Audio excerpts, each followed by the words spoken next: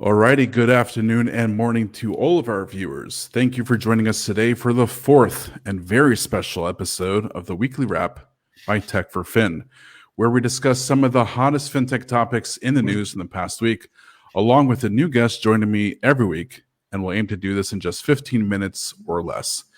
I hope you got your cup of coffee ready. I definitely do. Let's not waste any more time and get this show going. My name is Jeffrey Tower, and I'm the Vice President of Marketing and Business Development at ChargeAfter. And allow me to introduce this week's guest, a good friend, a man with a very wise sense of humor, and one of the most respected fintech and payment analysts in the industry. Please welcome Josh Levin, Equity Research Analyst, EMEA, FinTech and Payments at Autonomous Research. Josh, welcome to the show, and want to go ahead and introduce yourself. Thanks, Jeff. So my name is Josh Levin. I'm a sell-side equity research analyst, and that means I create and publish research for large institutional investors. So when you read in the Wall Street Journal or the FT, or you hear on CNBC that Wall Street analysts expect Microsoft or Amazon to do this or that or produce that amount of earnings, I'm one of those analysts. And my area is primarily European fintech and payments. We're now expanding to Asia as well. I worked for Citi Research for many years, and I've been working for Autonomous Research, which is owned by Bernstein, since about September of 2019. And I worked in New York City for many years. That's where I'm originally from. But my family and I made Aliyah in 2014. And I'm a bit unusual for a sell-side analyst in the sense that I've moved around. Most sell-side analysts usually get one industry, software or airlines or what have you, and they stick with it for their career. But I've moved around. I started out when I was very junior doing electric utilities, and then I did U.S. housing stocks, and then I did banks in the U.S., and then when I moved to Israel, I did third world banks like Nigeria and Kenya, and even Qatari banks. They didn't know I was in Israel. And then 2016, I started doing payments and fintech, and that's where I am now. Excellent. Thank you so much for that, Josh. And just for everybody to let you guys know, today's show will probably last a bit longer than our usual 15 minutes because we really do have the immense honor to have Josh on with us today. And Josh will talk to us a little bit about his research over the course of a year plus and a trip to Dubai that led to the ultimate insolvency of Wirecard, along with a few other interesting topics. But let's go ahead and get started on that. Let's begin with Ant Financial. So that obviously might go ahead and put a smile on everybody's face, Ant Financial. So Josh, this was meant to be the world's largest IPO, and now it's the world's largest suspended IPO. Mm-hmm. This whole thing cost Ma probably about $35 billion, if not more. Who knows what it costs other people? Josh, what the hell happened? Well, I think it's a combination of regulation and politics. If you think about the development of Ant, in Ant's early years, the Chinese regulators were very hands-off. They really didn't have much to say about the company. And that's one of the reasons the company was able to grow so quickly. But I think if you went back and looked at stories in the Chinese media starting in 2017, definitely in 2018, and you went back and started looking at those stories, you would see that Chinese regulators were definitely becoming more hands-on with Ant. They were becoming sort of uncomfortable with the company's dominance, and they didn't feel like they had enough visibility into what Ant was doing in the payment side. And then that later sort of evolved into sort of what Ant was doing on the credit tech side. So you saw that trend really sort of pick up. And in the last few months, as Ant headed towards its IPO, again, regulators are becoming more hands-on. And the IPO process really kind of started in August. I was on vacation in the north of Israel in late August when Ant filed its preliminary prospectus in Hong Kong. And so we went through it in great detail. And the disclosure was not great, but we did go through it in detail. And we combined what we had sort of learned from the prospectus, what we had learned through the Chinese media, with what we had learned from talking to people in China. And we wrote in early September, we published a 70-page primer on Ant for our clients, saying this is what you need to know about Ant. And what we said on the front cover of the primer, and we said the biggest risk facing Ant is regulatory uncertainty, that the regulatory environment in China was evolving, and you had to sort of be prepared for that there could be some negative surprises. And we said that was particularly relevant for Ant's credit tech business. Most people think of Ant as a payments company, and it generates about say 40% of its revenues from payments, and it generates another 40% of its revenues from credit tech. But in terms of profitability, the payments business is about break even. Ant doesn't really make money in the payments business. The credit tech business is where Ant makes money, probably 50% of its net income. So what do we mean when we say credit tech? Ant is what we call a platform lender, which means it doesn't really use its own money. It takes money from Chinese banks and lends that money to Chinese consumers. And then Ant gets a little cut for doing that. But Ant doesn't have any skin in the game. It doesn't really retain the risk on its balance sheet like a bank would. So if those loans deteriorate in terms of credit quality, that's really not Ant's problem. Right. And this business was growing very, very quickly. So you could see the regulators were uncomfortable with this. And if you fast forward to this week, on Monday, the Chinese regulator published something on its website saying that platform lenders are going to, it's a proposal. They think that Chinese platform lenders, such as Ant, will need to retain 30% of the loans on their own balance sheet. And that really changes the risk reward for a company like Ant, because again, now you have direct credit risk, whereas before Ant did not have direct credit risk, and it's going to have to fund those loans. And so the regulator said at the last minute, we don't think that the investors are fully apprised of the risk because your business model is going to evolve in such a way, and so the investors don't really appreciate the risks. And I think that was probably exacerbated by the fact, if you were reading what was going on with retail investors, the mom and pop investors in China and Hong Kong, they were borrowing money, levering up 20-1 to try to get shares in this Ant IPO. And so I think the regulators are probably afraid that, this is going to end in tears for a lot of people. Right. So the regulator said, you have to change that. I think the other part of the story here, but for why it was suspended, is he's trying to clip Jack Ma's wings. About a week or two ago, Jack Ma gave a speech in China where he said, I was going to ask, how much of this is actually politics? Well, in China, everything is controlled by the party. That's the one thing you need to know about China. Everything's controlled by the party. So Jack Ma gave a speech a week or two ago in which he said that the way that banking regulation is done in China, which is similar to the way it's done in the West, where you have to hold collateral for loans or have what's called risk-weighted assets, the Basel requirements. Jack Ma said that, holding collateral for loans is a pawn shop mentality. The Chinese banks are like pawn shops, and that the Chinese regulators sort of like, this is an old world mindset. We need to have a new world mindset. And I don't think the regulators took too kindly to being criticized. And so that was also one of the things that probably spilled into this year. And then the last part of the story, it's been going around Chinese social media, and I've talked to one of my colleagues in China, and he says it's probably true. Some of the people who are going to get stock in the Ant IPO were going to be made fabulously rich were people who had burned investors before in other parts of the lending business, and the regulators are very unhappy about that. So there's a bunch of backstories here, but in the end, it really is all politics and regulation. That's a long answer to your short question. So before we go on over to the Wirecard part, because I know a lot of people are tuning in and they definitely want to hear the story about Wirecard, but we'll keep them in suspense a little bit more. So the fact that this happened just about 48 hours before the IPO, what does that say about the company? And this might be a dumb question, but is there a future IPO in the plays for Ant, or is that it dead? Yeah. So I think what it says about Ant is that Ant is not in tune with its regulators. Throughout the roadshow over the past few weeks, Ant had been telling investors, we have great relationships with their regulators. We sit down and meet with them often, and we sort of know what they want to do, and they always know what we're going to do before we do it. And therefore, you don't have to worry about the regulatory risk. That's clearly not true. That's something we've learned. I think something else we've learned is that, the prospectus was not really well written. It did not size up all the risks properly. And it tells you, the fact that the regulators were willing to do this at the last minute, it's not just an embarrassment for Ant, it's also an embarrassment for the Chinese capital markets and Chinese regulators. The fact that China is a culture, where you have the concept of face, like you don't want to have dishonor. The fact that the regulators were willing to do this, I think tells you how concerned they are about the growth of credit, particularly credit sort of being facilitated by third parties, how concerned the regulators in China really are about that problem. So before we jump into Wirecard, as a segue into the next topic, did the Ant mess interfere with the Lufax IPO, which actually seemed to underperform, although they were able to manage, if I'm not mistaken, to raise about $2.5 billion. But was there any type of effect there? Because they're both Chinese IPOs, they're both in the world of lending or finance, and retail. What happened there? Was there any type of effect? Well, the Lufax IPO went off. It went off last Thursday. So before we knew about the Ant IPO. Okay. Now, what was interesting about Lufax and Ant is that, they were both sort of in the market at the same time. Right. And Lufax is also a platform lender. It lends other people's money.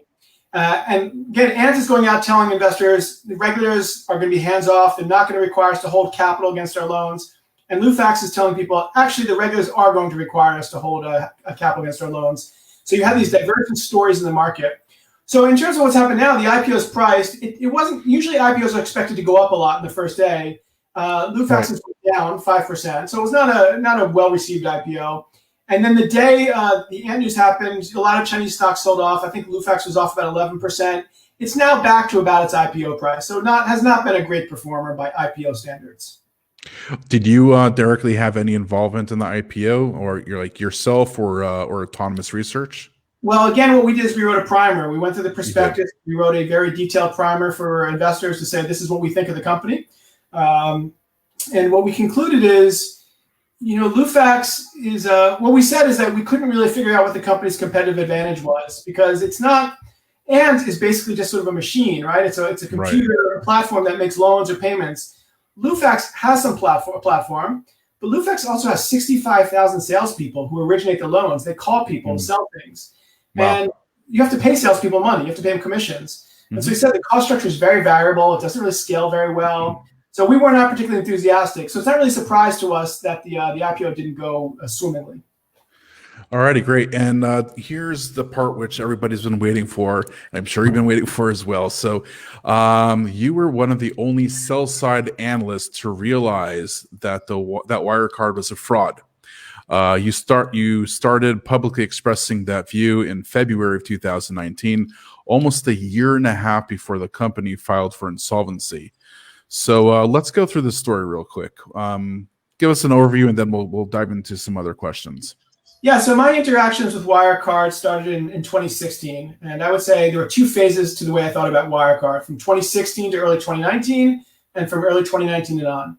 And I'd say the first phase, from mid-2016 to early 2019, I was skeptical, but I didn't think the company was a fraud. I was one of the only sell-side analysts who did not have a buy in the stock. And during that period, the stock went from 50 to 200. I took a lot of grief, actually, for not having a buy in the stock.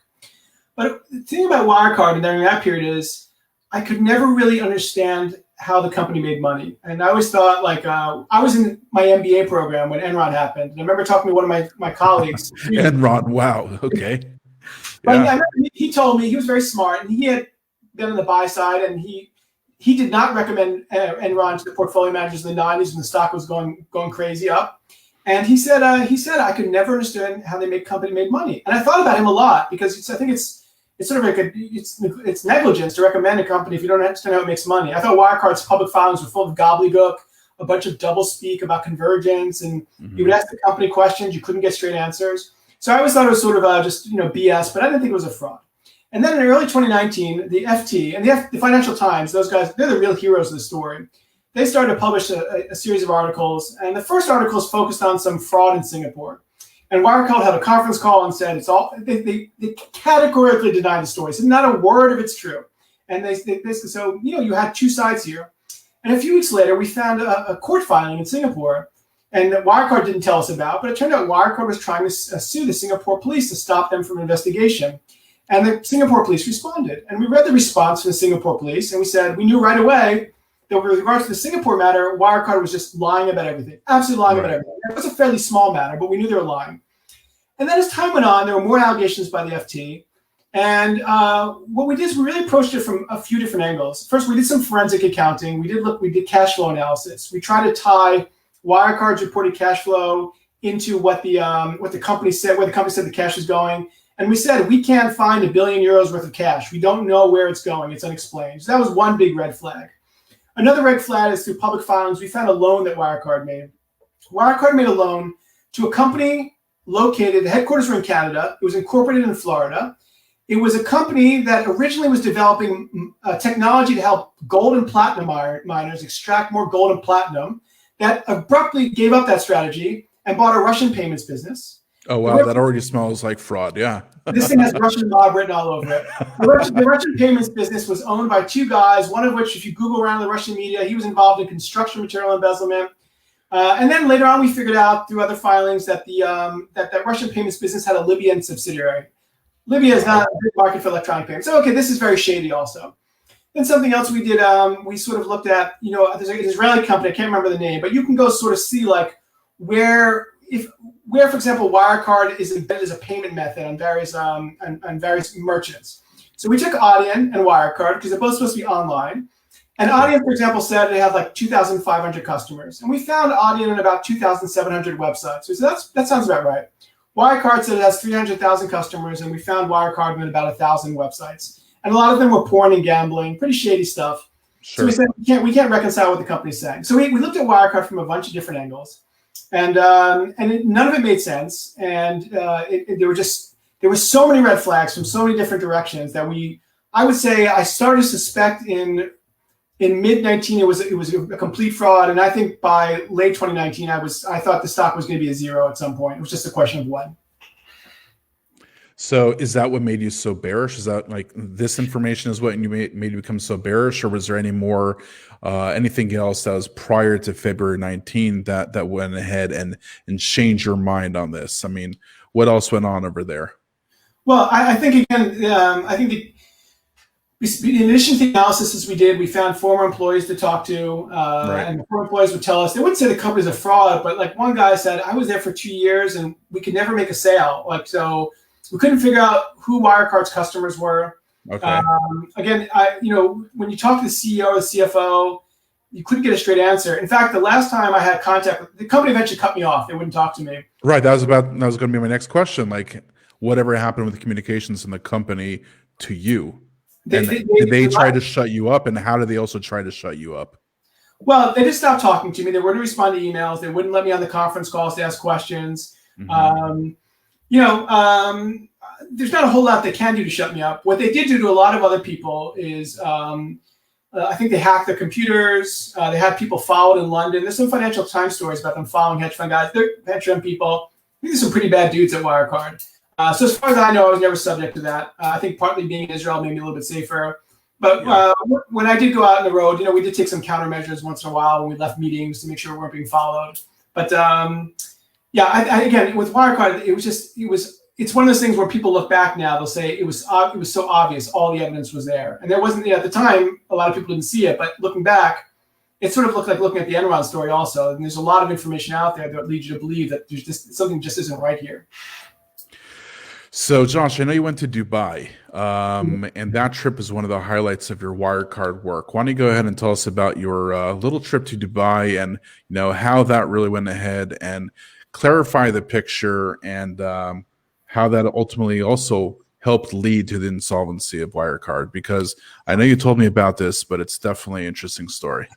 Yeah, so the story here starts in April of 2019 when the Financial Times, in one of its articles about Wirecard, reported that an employee had leaked them documents. And it turned out that there were 3 partners that Wirecard had that were substantially most of the company's earnings and revenue. And the biggest one was something called Al-Alam. It was a company in Dubai. And Wirecard really struggled to explain what this company did for them. And they gave different explanations that changed over time. No one in the payments industry had really heard of Al-Alam, and it didn't really have a real web presence. And so it was very suspect from the beginning. And what the FT did back when they wrote that article in April of 2019, one of their employees went there, and they found that the office was not very well, the Al-Alam office basically was not really well populated. There were a few people there, and it wasn't really clear what was going on there. So they had already made that trip. So now January 2019, I had to go to Dubai to visit a different company, a different payments company. Mm-hmm. And 2 things I got there from the trip. One, while I was meeting the other payments company, I said, what do you think about Al-Alam? And one of the senior executives at the other payment company said, I've been in the payments industry for 20 years, and I know a lot of people, and no one's ever heard of Al-Alam. I mean, it was clear that he thought it was a fraud. But in between my meetings in Dubai, I took a taxi over to the Al-Alam office. It's in this big complex, and I go up. I walk up to the door, and immediately there's a sign on the door. It says, Al-Alam has moved. If you have a delivery, please call his phone number. There's no address, which is strange, I think. So I knock on the door, and a woman opens the door. There's no one else in the office. It's deserted except for her. It says here, a 35-year-old Asian woman wearing very casual clothing, sort of, I would say, the kind of clothing that maybe my wife would wear to bed, that kind of clothing. And I said, is this Al-Alam? She said, yes. And I said, well, did you move? And she said, no. I mean, yes. She changed her mind. I said, okay, well, can you give me the new address? I said, no, I'm not allowed to give out the address. She said, who are you? And of course, I'm too nervous to give my real name. So I said, my name is Steve. I got to go. So I went back. I'd taken a picture of that sign on the door, and we tried to call the phone number on there. No one answered. We tried to call twice. No one answered. So the next day on the way back home, we wrote a note and we sent it out to clients basically saying, we went to Dubai and we can't really find a real office for Al Alam. And we put the picture on there with the phone number. And what was interesting is then some clients, some investors started to call the phone number. And they said somebody did pick up, a woman named Zina or Zelina. And so you knew right away that after you published that note, Wirecard was going to make sure that phone number was answered. But I think the tell that it was obviously bogus is that somebody in New York called that office in Dubai, and it was around 9 o'clock or 10 o'clock at night Dubai time. That's not the time of day an office would be occupied. But nonetheless, Zelina answered at 9 or 10 o'clock at night. So I think they overcompensated. They went from sort of forgetting that you have to answer the phones to begin with to making sure the phones are being answered 24/7, which is not something most legitimate businesses would do.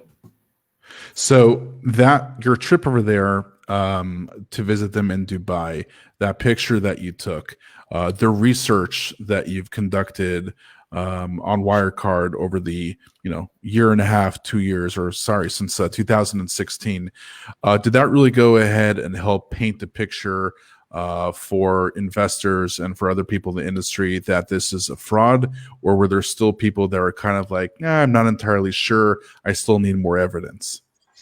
There were definitely, there was certainly a lot of investors who were very convinced, who agreed with us, but there were definitely, you can go look at the shareholder list. It was a popular stock in Germany, right, even among large institutional investors. So, that's what makes a market a market. You have different opinions. But there were investors who to the end thought it was, maybe it was a little bit shady, but it wasn't a fraud. Why didn't more analysts figure out the Wirecard was a fraud? Honestly, I wonder myself, and I think it's kind of a stain on the sell-side industry that more people didn't say, look, I understand Wirecard occupied 90% of my professional time for a year and a half. It was very time consuming. So I can understand why analysts would say, like, you know what, I'd rather do other things with my time. But in that case, you don't recommend the stock. You put a neutral on it. You don't say buy or sell. You get out of here. Right. But the fact that most of them had buys on it, I think is, it's very troubling. And I can only say it's sort of like groupthink. It's, sort of, I don't want to be different. The stock says it's growing. And I think it's a lack of willing to do the digging. Again, it was very time consuming to dig through filings and find stuff. But I don't think it reflects very well in the sell side industry that so many analysts had buys on the stock. So as an analyst, you're dealing with other people's money, right? So talk to me about the day that you found out that Wirecard went bust, about their insolvency.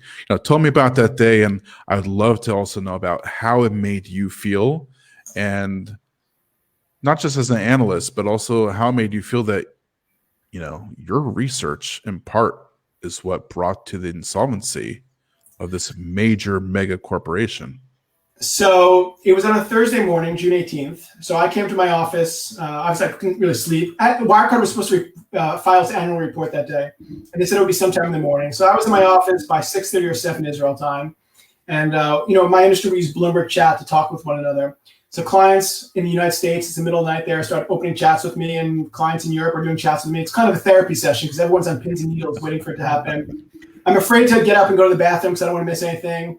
But around 11 o'clock in the morning Israel time, it comes across the wire that Wirecard's delaying filing its annual report and that it can't find $2 billion, 2 billion euros.